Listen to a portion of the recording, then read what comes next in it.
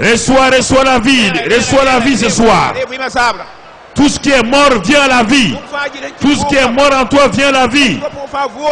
Toutes les maladies disparaissent. L'esprit souffle, souffle, souffle, souffle en toi. Tes yeux sont guéris. Ton cœur est guéri. Tes poumons sont guéris. Ton sang est guéri. La fécondité est là. L'enfant est là. L'esprit de vie, l'esprit de vie, l'esprit de vie. Otoko brebekenda.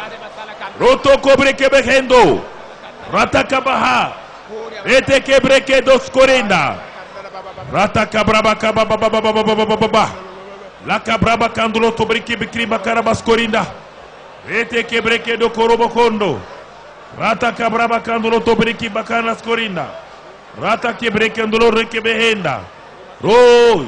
Mikandro tokobreki baskorida ha. Rata kebrekendolo tobrika bahanda. Roto kobreki barabakandolo sorianda.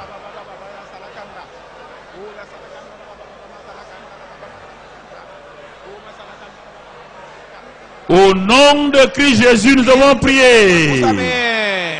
Victoire.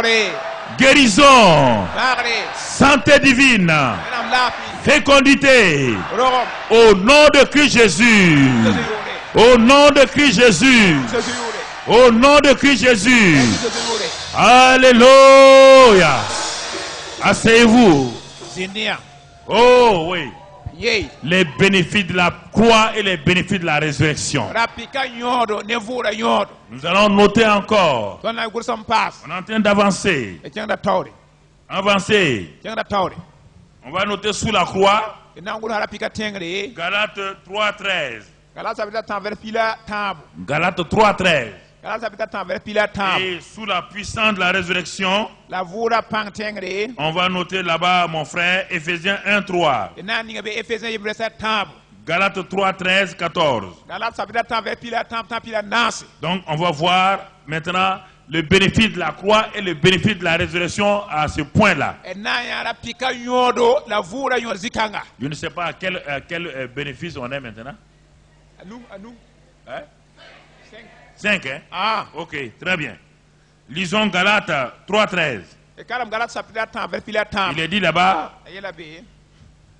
que Christ nous a racheté de la malédiction de la loi, étant devenu malédiction pour nous, car il est écrit: maudit est quiconque est pendu au bois. Qui a été maudit? Qui a été maudit? Où? Alors, comment il peut être maudit là-bas, toi tu continues à être maudit?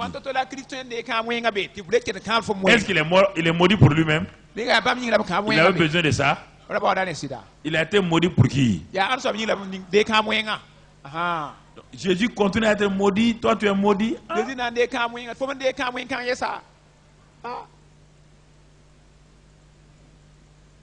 Maudit. Tu vois? Maudit est quiconque est pendu au bois. Toutes tes malédictions là, depuis Adam, je parle pas de ton grand-père, hein. Mais ton grand-père. Ton grand-père n'est pas à l'origine du péché. Qui est à l'origine du péché? Ton ancêtre Adam là. La malédiction là-bas là. Dieu a fini avec Adam. Ton grand-père est venu il n'y a même pas 100 ans. Laisse ton grand-père tranquille. Il est innocent. C'est Adam qui lui a créé problème. Si la malédiction d'Adam est prise, toutes les autres malédictions sont prises. Que dans ton village était là-bas quand Adam était là. Ton grand-père était vivant encore. C'est là-bas, c'est lui, c'est là-bas. Jésus est parti prendre la malédiction de toute la race adamique. Vous comprenez? Ça c'est la croix. Donc il a pris tes malédictions. Mais regardons maintenant la résurrection. Résurrection. Galates 3 encore verset. Bon, on va aller Galates 3 verset 13 et 14. Verset 14 maintenant. Résurrection. Résurrection. Toujours Galates 3 verset Galates 3, versets 13 et 14. Mets le 13 et ensuite tu vas voir le 14. Il est dit que bon, quand on est pendu au bois, il y a la malédiction. Il dit que afin que la bénédiction de qui? Le verset 14.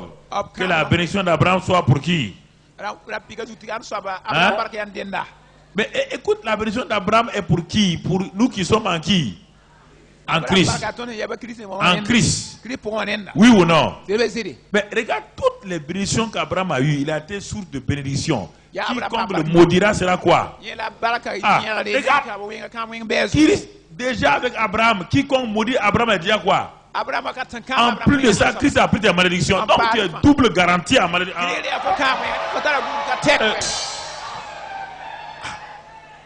Déjà en tant que fille d'Abraham, si on te maudit, la personne est quoi? Et en plus de Christ, même tes propres malédictions que tu as faites, la Christ a fait quoi? Est-ce que tu as un problème encore? Maintenant, qu'est-ce que tu attends quoi? La bénédiction. Éphésiens 1:3 dit quoi?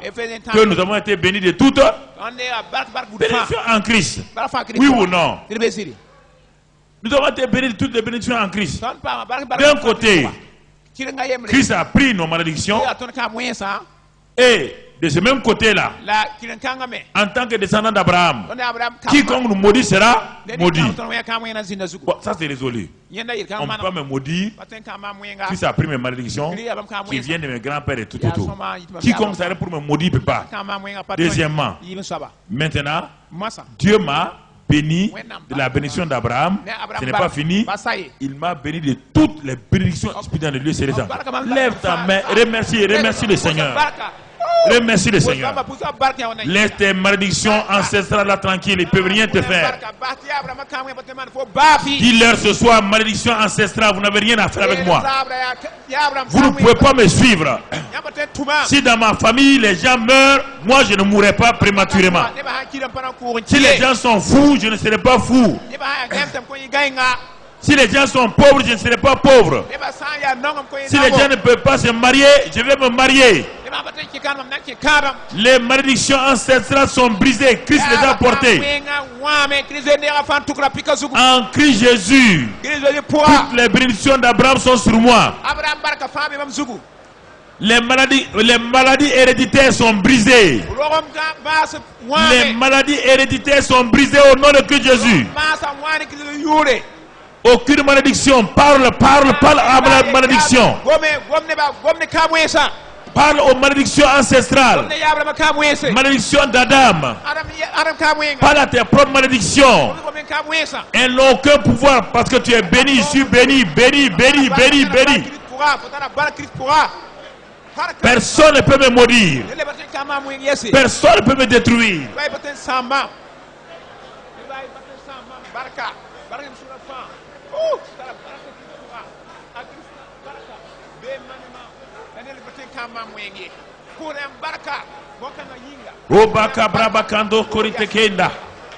Prends tes bénédictions par la foi, par la langue. Prends tes bénédictions ce soir. Les bénédictions ancestrales sont parties. Bénédiction de la famille, c'est parti. Dans le nom de Christ Jésus, c'est parti.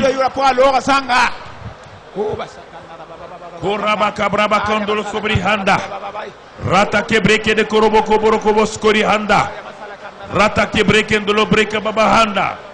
Rete kebreke ambaraba koros korinda. Alléluia.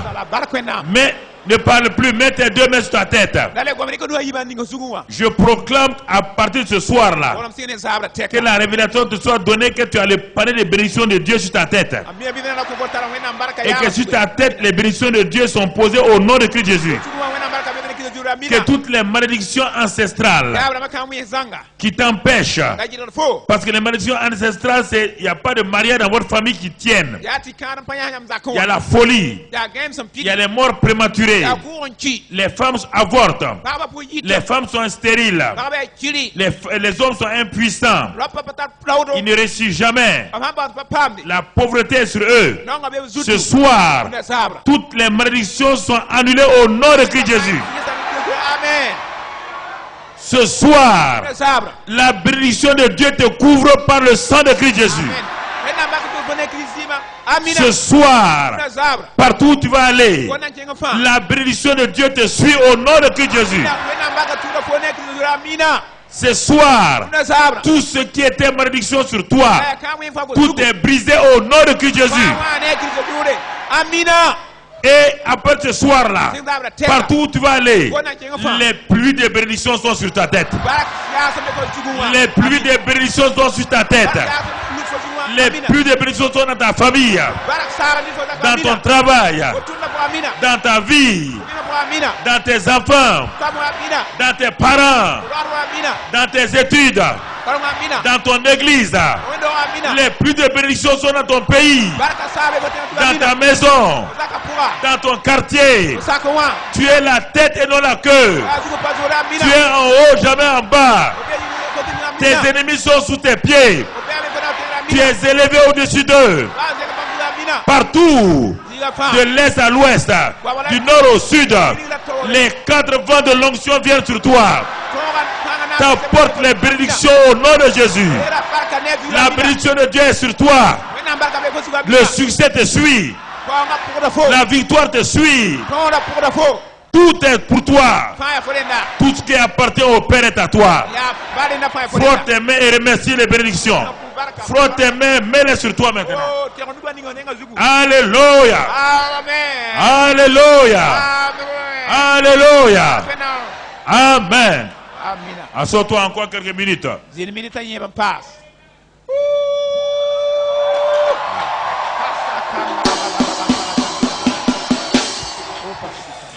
Nous allons aller au prochain groupe de bénédiction. On va noter sous la croix 2 Corinthiens 8, 9. 2 Corinthiens 8, 9. Et du côté de la résurrection, on va noter là-bas Galates 4, 6, 7. Galates 4, 6, 7. Et Galates 3, verset 29. Et on va lire maintenant sous la croix la bénédiction de la croix concernant un sujet ici. Galates, et donc j'ai dit Galates 3, verset 13. Galates 3, verset 13. Vous avez dit 2 Corinthiens 8. 2 Corinthiens 10. Non, 2 Corinthiens 8, 9. Voilà. 2 Corinthiens 8, 9. Vous êtes vigilants. Très vigilants. Voilà. 2 Corinthiens 8, 9. Il est écrit là-bas, car vous connaissez la grâce de notre Seigneur Jésus-Christ, qui pour vous s'est fait pauvre. C'est à la résurrection qu'il s'est fait pauvre. Où est-ce qu'il s'est fait pauvre? À la croix du Calvaire.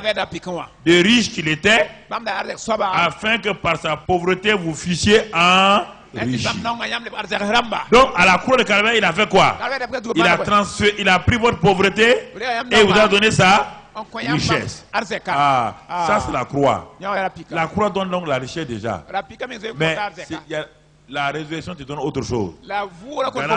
Galates 4, verset 6, 7. Galates 4, verset 6, 7. Tu peux être riche. Il dit, et parce que vous êtes fils, Dieu a envoyé dans nos cœurs l'esprit de son fils, lequel crie Abba Père. La résurrection, vous pouvez avoir des richesses. Le monde a des richesses, oui ou non? Il ne faut pas regarder les richesses seulement. Il faut regarder ce que les richesses appartiennent à qui? Au fils. Et la résurrection dit quoi? En vous mettant son esprit, vous n'êtes plus esclave, mais quoi? Fils. Reviens sur ça, mon frère. Vous n'êtes plus esclave, mais fils. Et si tu es fils, tu es aussi quoi? Héritier par la grâce de Dieu. La richesse des méchants peut finir. Est-ce que la richesse des fils finit? Votre richesse ne finira jamais. La richesse que Dieu vous donne est éternelle. Cette richesse n'est pas suivie d'aucun chagrin. C'est une richesse vraiment qui va durer. Elle va profiter à vos parents, à vos amis, à votre pays. C'est cette richesse que vous avez au nom de Christ Jésus. Au nom de Christ Jésus. Vous êtes héritier au nom de Christ Jésus. Et rien ne vous manquera. Tout ce que vous voulez sera accompli au nom de Christ Jésus. Et ce sera votre héritage au nom de Christ Jésus. Amen. Quand je dis ça, quelle que soit votre richesse naturelle, vaut mieux l'oublier. Par la richesse naturelle, en un seul jour, vous pouvez la perdre. Quand je dis richesse là, ne dites pas peut-être moi j'ai 20 millions en banque. Non, je ne parle pas de ça. En un clin d'œil, ça part. Abraham jusqu'à la fin, est-ce qu'il a été pauvre? Isaac a été pauvre. Même dans la famille, ils ont été pauvres. Est-ce que Jacob a été pauvre? Alors c'est de ça que je parle. Si les enfants naturels d'Abraham n'ont pas été pauvres, toi, enfant spirituel, tu ne seras pas pauvre. Amen. Parce que la puissance de la résurrection et la richesse par la sueur, c'est différent. Parce que la sueur est un effet de la malédiction. Dans Genèse, oui ou non? La bénédiction de Dieu n'est suivie d'aucun chagrin. Elle est liée à qui? À Jésus-Christ. Alors, c'est ça. Est-ce que vous comprenez? Est-ce que vous comprenez? C'est important. Alors, si tu as une richesse naturelle, il faut demander à Dieu de la transférer dans la richesse spirituelle. Voilà. Parce que plein de gens se sont enrichis, ils sont tombés en faillite. Mais les chrétiens ne tombent jamais en faillite. Quand la pauvreté se présente à ta porte, Dieu vient, la richesse vient ouvrir la porte et dit à la pauvreté de partir. Alléluia. Ne regarde pas ta pauvreté d'aujourd'hui. Car Dieu est en train de préparer. Quand il aura fini, tu es le riche de demain.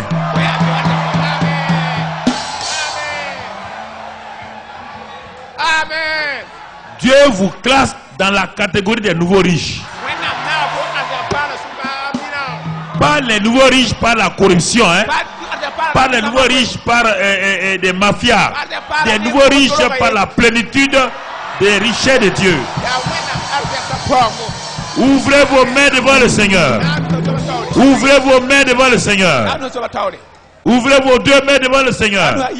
Seigneur, en tant qu'héritier, héritière, je suis participant de ta richesse. Tu déposes dans mes mains tes richesses qui ne sont suivies d'aucun chagrin. Et donne-moi la sagesse de les utiliser au profit de ton royaume, de ton peuple, des pauvres, des démunis, de ma nation. Seigneur, je te promets que ces richesses-là que tu mets dans ma main vont te glorifier.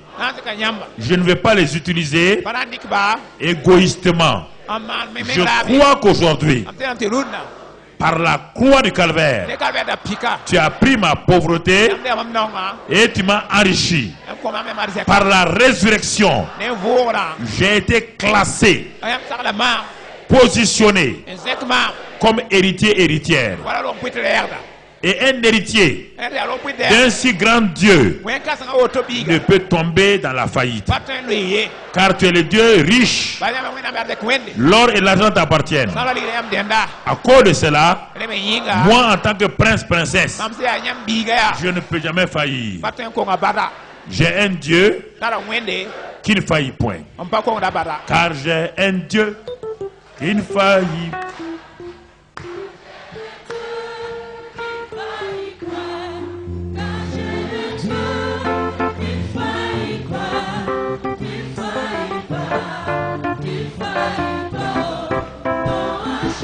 Encore. Oh oui. Oh.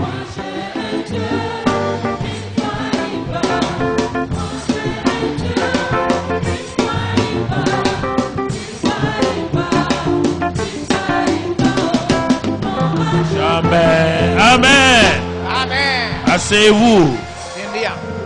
On va aller pour aller vers la fin pour que vous puissiez prendre ces choses-là au sérieux. Les bénéfices de la croix et les bénéfices de la puissance de la résurrection. Sous la croix, nous allons marquer maintenant Colossiens 2,15 et Colossiens 1,14. Ça, c'est les bénéfices de la croix. Les bénéfices de la résurrection. Nous allons marquer là-bas 1 Jean 4:4.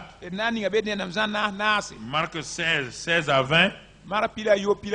Luc 10, 19. Et Romains 8, versets 28 à 29. Et on va lire ce que le bénéfice de la croix, le bénéfice de la croix. Au verset Colossiens 2:15. Il a dépouillé les autorités et les a livrés en spectacle. C'est-à-dire que les autorités qui nous dirigeaient là ont été quoi? Dépouillés. Dépouillés. Dégradés. On a enlevé leurs galons et ils sont devenus première classe. Et toi, tu es un général de Dieu. Dieu les a dépouillés pour t'élever. Il t'a élevé au-dessus d'eux. Faut croire ça. Tu n'es plus sous la domination de Satan. Ça dans Colossiens 2:15. Mais ce n'est pas fini, on a dit ensuite Colossiens 1:14. Là-bas il a dit, il nous a délivrés de la puissance des ténèbres et nous a transférés dans le royaume du Fils de ton amour, en qui nous avons la rédemption et la rémission des péchés. Nous sommes délivrés et transférés. Délivrés et... C'est ça que la croix a fait. La croix nous a pas délivrés et nous a laissés sous la domination de Satan. Non. Quand il nous a délivrés, en même temps il nous a... Mais ça c'est la puissance de la croix. Et au niveau de la résurrection, 1 Jean 4 nous dit, petits enfants, vous les avez vaincus. Vous les avez vaincus. Car celui qui est en vous est plus grand que celui qui est haut. Ce n'est pas fait dire petits enfants. Il dit voici les miracles qui vous accompagneront. En mon nom vous chasserez les. Vous imposerez les mains aux malades. Les malades seront. Parlez de nouvelles langues. Si vous attrapez un serpent, il vous. Et si vous buvez un breuvage mortel, il ne vous fera point de mal. Ce n'est pas fini. Dans Luc 10, 19, il est dit. Je vous ai donné le pouvoir de marcher sur les serpents et sur les... et sur toute la puissance de... et rien ne pourra vous nuire. Ce n'est pas fini. Dans Romains 8. Regardons ce qu'il nous dit encore. Qu'est-ce qu'il nous dit dans Romains 8? Il parle. Et il nous encourage à comprendre la parole de Dieu. Dans Romains 8, il est écrit à partir du verset 28. Il est écrit là-bas, frère. Nous savons du reste que toute chose concourt au bien de ceux qui aiment Dieu, de ceux qui sont appelés selon son dessein. Dis avec moi, toutes les choses que je pensais être négatives, maintenant, je réalise que par la résurrection de Christ, tout ce que Satan avait programmé pour me détruire, tout cela concourt à mon bien. Donc je n'ai plus peur de tout ce que Satan peut programmer contre moi. Car chaque fois qu'il programme le mal, ça devient le bien. Alors maintenant que je le sais, je n'ai plus peur. Merci Seigneur. Ce n'est pas fini, on continue. Il dit maintenant, pour ne pas vous retenir, lui Dieu, verset 32, si Dieu est pour nous, qui sera contre nous? Dis avec moi, tu es pour moi, personne ne peut être contre moi. Seigneur, je veux m'assurer de cela. Je veux marcher dans ta victoire. Toi qui n'as point épargné ton propre fils, tu l'as livré pour moi. Si la mort de Christ m'a donné ces choses et sa vie, c'est pourquoi, Seigneur, il n'y a personne, ni dans le ciel, ni sur la terre, ni en enfer, qui m'accusera, moi, l'élu de Dieu. Car tu m'as déjà justifié. Seigneur, il n'y a personne qui pourra me condamner, car Christ est mort.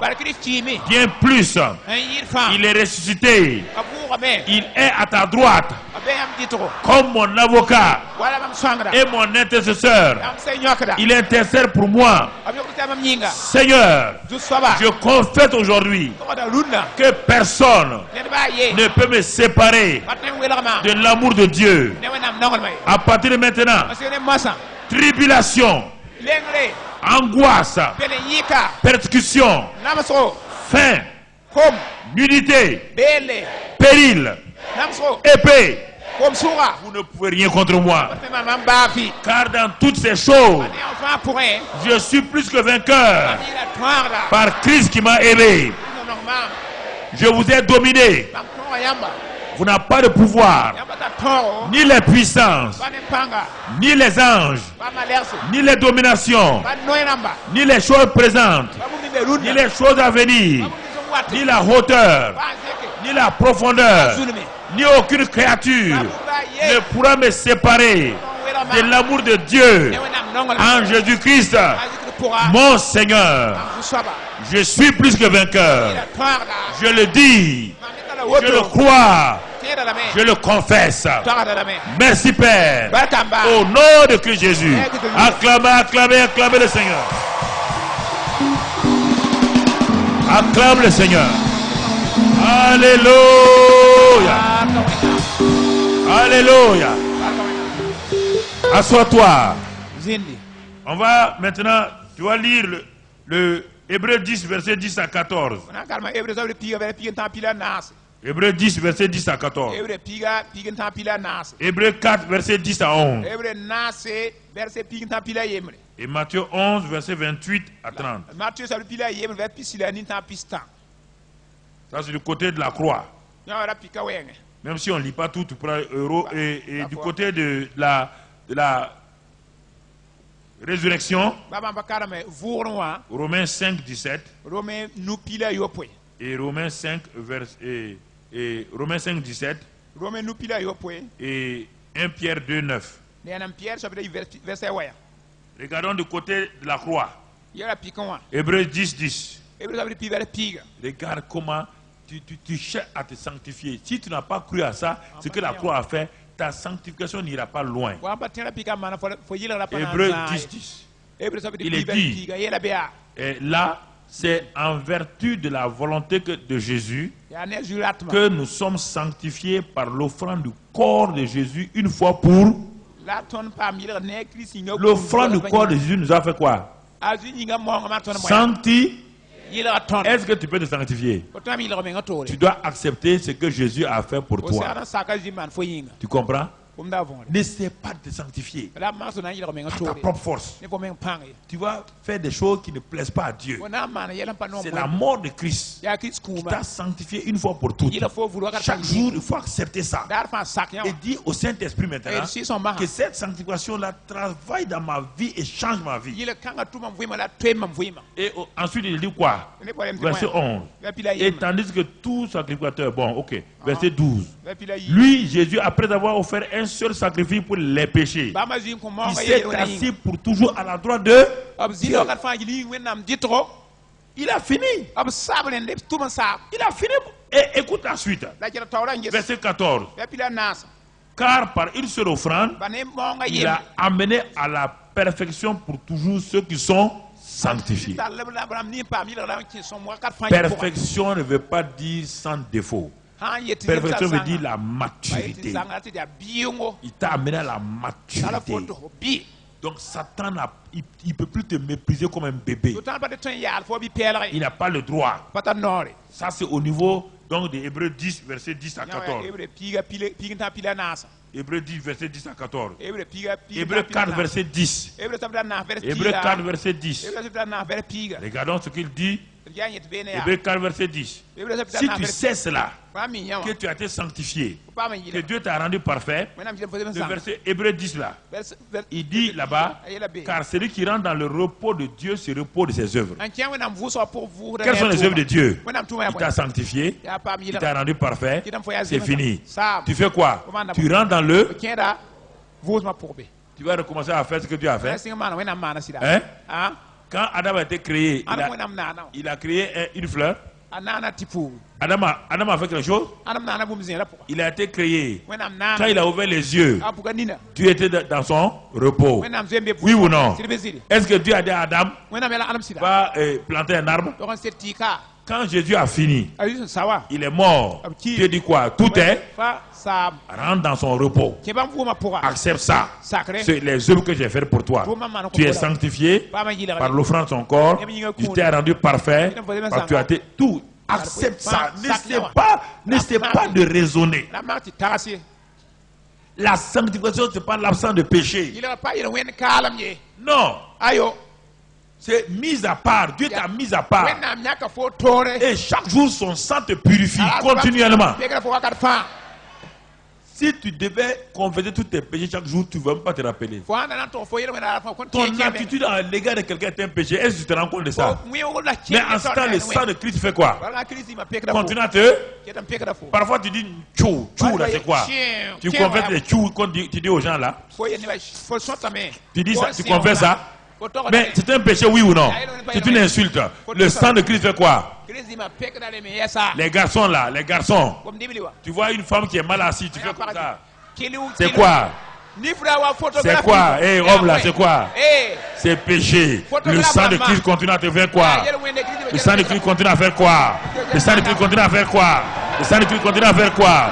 Le sang de Christ continue à faire quoi? Eh, en ce moment-là, tu es purifié, les champions, tu es purifié.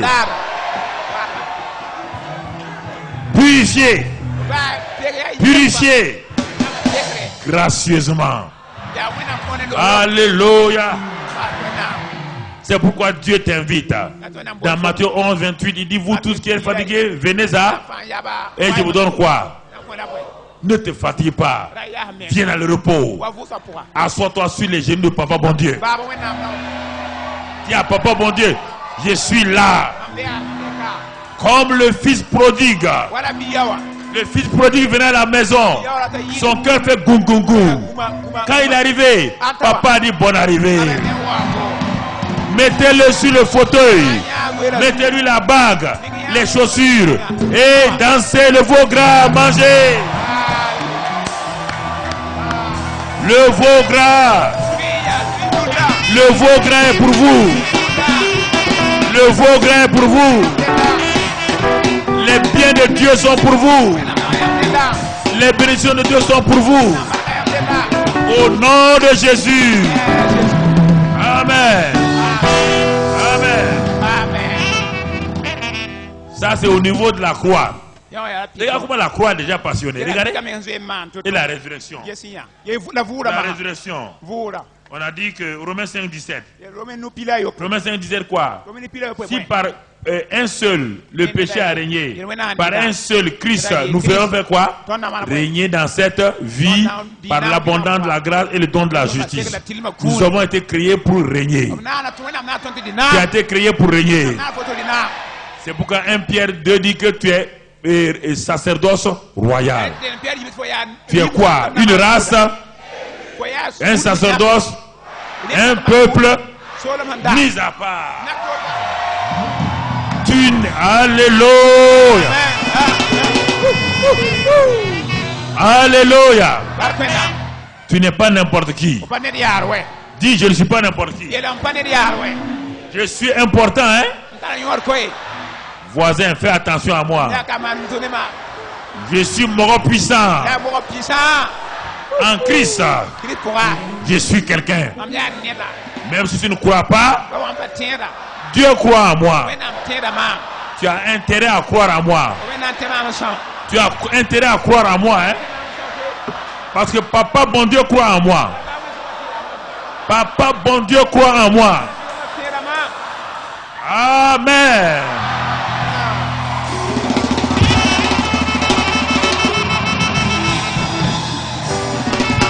Alléluia.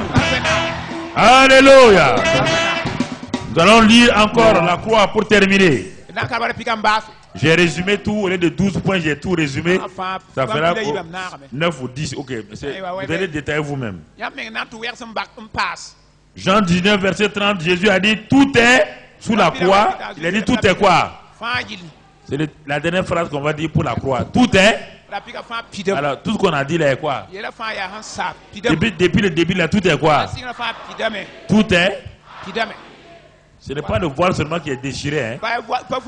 La résurrection aussi a fait ça. Alors, si au niveau de la croix, tout est accompli, regardons au niveau de la résurrection. 2 Pierre 1, 3, 4. 2 Pierre 1, 3, 4. 1 Jean 5, verset 11 à 13. Et Jean 10, 10. Puisque tout est accompli, Dieu dit maintenant, tu es participant de la nature divine. Et tu as maintenant la vie abondante, qui est la vie éternelle. D'un côté, tout est accompli. De l'autre côté, tu vis dans l'abondance. Voilà maintenant, lève tes mains et remercie le Seigneur. Et c'est par là qu'on va terminer ce soir. Remercie le Seigneur. Tout est accompli. Du côté de la croix, tout est accompli. Du côté de la résurrection, tout est accompli. Remercie le Papa. Sois heureux, sois content de lui ce soir. Bénis-le. Bénis-le simplement. Oh, c'est merveilleux. On va chanter, tout est accompli, mais comme on l'a dit, le voile est déchiré. Ensuite, on passe maintenant à l'autre côté, la résurrection est accomplie.